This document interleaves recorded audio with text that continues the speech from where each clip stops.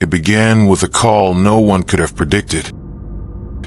A frantic voice on the other end of the line, a crime scene that would leave investigators baffled, and a trail of evidence that seemed to point everywhere and nowhere at all. This was not a crime of passion, not a robbery gone wrong, not even an act of revenge. This was something else entirely, something that made no sense at all. Tonight, we pieced together the fragments of a story that shattered a small town, confounded detectives, and left a family grasping for answers that may never come. This is Pieces of the Puzzle, a crime that made no sense. The call came in just after midnight. Neighbors reported screams, sharp, chilling, and brief. Within minutes, squad cars descended upon a quiet suburban street, their flashing lights cutting through the still night. Inside one modest home, officers found a scene that even the most seasoned among them struggled to comprehend. The victim, a 32-year-old woman named Georgia Roberts, lay motionless in the living room. No forced entry, no clear signs of a struggle, no valuables missing. Everything in its place, almost too neatly. But what unsettled detectives most was what they did find. Small, seemingly insignificant items scattered across the room, like pieces of a puzzle that refused to fit together. A pair of muddy footprints, but only one set, leading in, none leading out. A broken teacup on the carpet, though no tea had been poured that night. A single, red playing card, the Queen of Hearts, resting near Emily's hand. Every detail felt deliberate. Every object seemed planted, yet none of it added up. To understand the crime, investigators first had to understand the victim. Georgia Roberts was not a name many outside her circle knew. But within her community, she was unforgettable. A schoolteacher, beloved by her students, known for her warmth, her creativity, and her tireless devotion to helping others. She had no known enemies, no major debts, no scandal hiding in the shadows, by all accounts. Georgia's life was ordinary, peaceful, unremarkable, which made her violent death all the more extraordinary. Friends described her as the glue that held their group together, the one who remembered birthdays, who showed up in times of need. Family called her the golden child, the one who could do no wrong. But beneath the picture-perfect surface, detectives wondered, was there something Georgia wasn't telling anyone? Because in cases like this, appearances often lie. Detectives began piecing together the timeline. Georgia was last seen alive around 9 p.m., waving goodbye to a neighbor after a casual chat on the porch. By midnight, she was gone. But the mystery wasn't just how she died, it was why. Police questioned those closest to her. Her younger brother, who lived across town, her colleagues at the school, her ex-boyfriend, who, despite their breakup 2 years prior, still lingered on the edges of her life. Each insisted they knew nothing. Each seemed genuinely shaken, yet one thing stood out. None of them could explain the oddities at the scene. The footprints, the teacup, the playing card, they weren't random. They couldn't be. But without a clear link, detectives were left with more questions than answers. And then another strange discovery pushed the investigation into even darker territory. During a meticulous sweep of the house, investigators stumbled upon something Georgia had hidden away, not in plain sight, but tucked into a drawer beneath loose papers. A journal. Its cover, simple leather. Its pages, a mixture of everyday thoughts and unsettling entries that hinted at paranoia. She wrote of someone watching, of noises outside her window, of objects moved when she was certain she had left them in place. At first, detectives wondered if these were the ramblings of an overactive imagination, But then came one chilling line, scrawled just weeks before her death. "If anything happens to me, look for the Queen." Police expanded their search outward, interviewing neighbors on the street, and that's when inconsistencies began to surface. One neighbor claimed they saw a shadow moving past George's living room window hours before the screams. Another swore they noticed a car idling nearby, headlights off, engine running, yet none could give descriptions clear enough to identify anyone. It was as if the neighborhood itself had been cloaked in uncertainty. But one account stood out. A retired night shift worker said he saw Georgia on her porch earlier that evening. Not once, but twice. First at 9 p.m., chatting with a friend. Then again, much later, near midnight, speaking to someone he couldn't quite make out. Someone tall, someone who never stepped into the light. Detectives shifted focus to George's relationships on paper. She seemed unconnected to anything criminal, but as with many cases, the truth lived between the lines. Her ex-boyfriend, a man named Daniel Johnson, admitted he had spoken with her just days before the murder. He insisted it was casual, that he had moved on, but his history told another story. Restraining orders, late-night calls, unwanted visits that left Georgia shaken. Then there was her colleague at the school who described Georgia as anxious in recent weeks, distracted, distant, and fearful of something she wouldn't explain. And her brother? He confessed something even more startling. Georgia had phoned him weeks earlier, saying she believed someone had been entering her house while she was away. If true, that meant the intruder was no stranger to her. It was someone who knew her patterns, someone close enough to watch without being noticed. With conflicting accounts and unsettling details piling up, detectives turned to technology.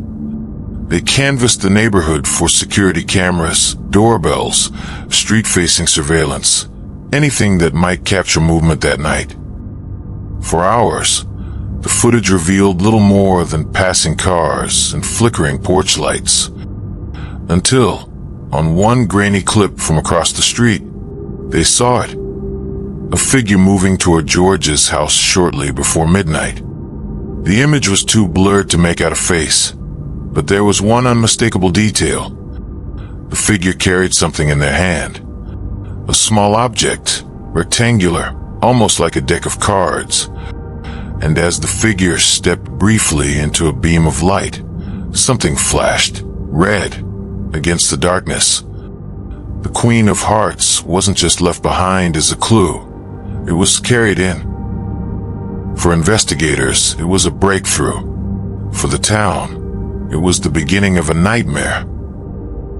The surveillance footage had given investigators their first concrete lead, but instead of providing clarity, it raised even more questions. Who was this shadowy figure? What was the object in their hand? And most of all, why would Georgia leave a warning in her journal referencing the Queen if she didn't know, or at least suspect, who it was? Detectives revisited everyone in George's circle. Daniel Johnson, the ex-boyfriend, denied being anywhere near the house. His alibi, a late-night poker game with friends, who all confirmed his presence, but the timing was thin, and the details suspicious. None could remember when he arrived or left. Then came a disturbing revelation. Daniel owned a novelty deck of cards, each back decorated with intricate red patterns, and missing from that set, when officers searched his belongings, was the Queen of Hearts. If the missing card tied Daniel to the scene, the inconsistencies in his alibi only deepened suspicion. Friends remembered him being there, but details shifted with every retelling. One insisted Daniel had arrived early. Another claimed it was much later, and when detectives pressed harder, cracks appeared in the timeline. But Daniel wasn't the only one under scrutiny. A co-worker of George's revealed that in the weeks leading up to her death, She had received anonymous notes in her classroom mailbox, simple playing cards, left without explanation, each with a single word scribbled across the face. The messages, strung together, read, "You can't escape the Queen." Investigators now faced a chilling realization. Whoever left those cards had escalated, and Georgia had known she was being stalked. While police focused on Daniel, another threat emerged. The retired night shift worker, the one who had claimed to see Georgia on her porch that night, was called back in this time. Detectives noticed inconsistencies in his own account. He first claimed he saw Georgia speaking to a tall figure, but in a second interview, his wording changed. Now he said it was two people. Pressed further, he admitted something he had left out. He had been outside that night, walking near George's home, not just a bystander, but close enough to see details, close enough to hear raised voices. And when asked why he didn't report this sooner, his explanation was simple. He was afraid. Afraid because the voice he heard that night wasn't unfamiliar. It was someone he recognized from the neighborhood. By now, the case had ballooned into a tangled web of suspects, alibis, and disturbing clues. A missing card, anonymous threats, witness accounts that shifted like sand. For investigators, every lead seemed to open another door, another mystery, and yet none brought them closer to a single, undeniable truth. The evidence board grew cluttered with faces and strings, but there were gaps, pieces of the puzzle that refused to fit. Why the fixation on the Queen of Hearts? Why would Georgia reference it herself in her journal? And most haunting of all, why did every suspect seem to have just enough suspicion to implicate them, but just enough distance to escape being named the killer? The answer, when it came, would shock even the most seasoned detectives, because the truth wasn't just hidden in plain sight. It was buried in a place no one dared to look. With mounting suspicion, investigators finally made their move. Daniel Johnson was arrested on charges of stalking and questioned once again about the night of George's death. But under the harsh glare of the interrogation room, Daniel held firm. He insisted the deck of cards had been incomplete for years. He insisted the poker game alibi was solid. And most chilling of all, he insisted he had never stopped loving Georgia. But as prosecutors prepared their case, a troubling detail emerged. The timeline of events still didn't align. Surveillance showed a figure approaching George's home. Neighbors recalled voices raised in anger. Yet there was no forensic evidence tying Daniel to the scene. Not a fingerprint, not a hair, not even DNA. For all the circumstantial threads, the case was missing the one piece that could anchor it to him. When the case went before the court, it collapsed almost immediately. Without forensic evidence, without a direct witness, and with Daniel's friends testifying to his whereabouts, the prosecution's foundation crumbled. The charges were reduced. The trial never moved forward, and Daniel walked free. Not cleared, but not convicted. For Georgia's family, it was a devastating blow. They had believed her journal would be the smoking gun. They had believed the anonymous notes, the surveillance footage, and the missing card would speak louder than any testimony. But in the eyes of the law, suspicion was not enough. The Queen remained just a symbol and nothing more. The community erupted. Some were convinced Daniel was guilty and had escaped justice by a technicality. Others whispered darker theories, that George's death was not the work of an ex-lover, but of someone else entirely, someone hiding in plain sight. Online forums speculated endlessly. Was it the neighbor, whose story shifted like quicksand? Was it a stranger? Or was the Queen of Hearts a clue planted to lead investigators astray? National outlets picked up the story. Documentaries and podcasts poured over every detail, every word from the journal, every blurred frame of the CCTV. The phrase, "pieces of the puzzle," became shorthand for the case. A mystery too fragmented to solve, too haunting to forget. Georgia's family never stopped seeking answers. They founded a small community group in her honor, dedicated to supporting victims of stalking and harassment. Each year, on the anniversary of her death, they gather at the same spot, her front porch, the place she was last seen alive. They light candles, they share stories, and they leave behind cards, not queens, but aces, a symbol of strength, of survival, of defiance against the puzzle that stole her from them. But as for the Queen of Hearts, its meaning remains unsolved. Was it the signature of a killer, a taunt to police, or the final warning from Georgia herself? Perhaps it was all three. Perhaps it was none. And so the case endures, unresolved, a haunting echo in a town that still feels her absence. The pieces of this case never fit neatly together.